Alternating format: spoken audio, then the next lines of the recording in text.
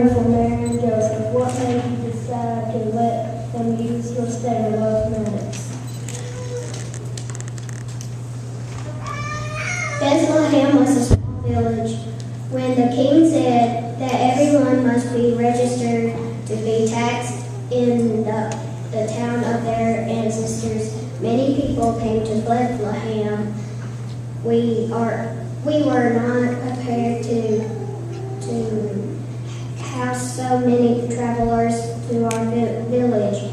As it was, all the innkeepers of the city used every space they had. Even the people in town opened their home to their relatives, but there was not enough room. On that night, when I saw the couple at my door, I knew they must have a place to stay. The baby would be born soon, and so I thought of the best place I could. Our stable was near the inn, and was fairly warm. I knew the warmth of the animals would help warm them too. I thought clean hay and warm was better than no place at all. If I had known who was being born that night, I would have given them my own bed. The stable was not a place for the Son of God to be born.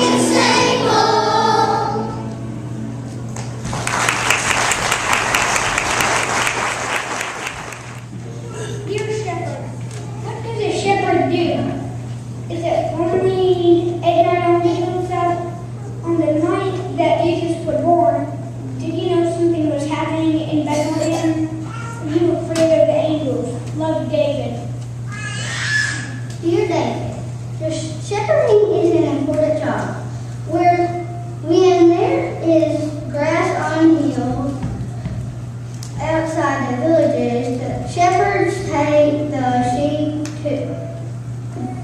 there to graze. We don't have a lot of space to grow food for animals, and so the hills help us until the weather is too cold or wet. Then we return to the villages and use food we have stored. Most shepherds like their work. At night, we sit around and tell stories or play musical instruments and sing songs. Often these songs are praise to God called songs. We feel close to God when we are out in the fields. On the night that Jesus was born, we were watching the sheep as usual, but that night we noticed a special bright star in the sky over Bethlehem. We wondered that it might be. Suddenly, the heavens seemed to open with a brilliant light, and we were very frightened. Some shepherds covered their eyes and some fell to their knees. Like the angel's voice filled the sky, and others joined in, telling us about the miracle in Bethlehem.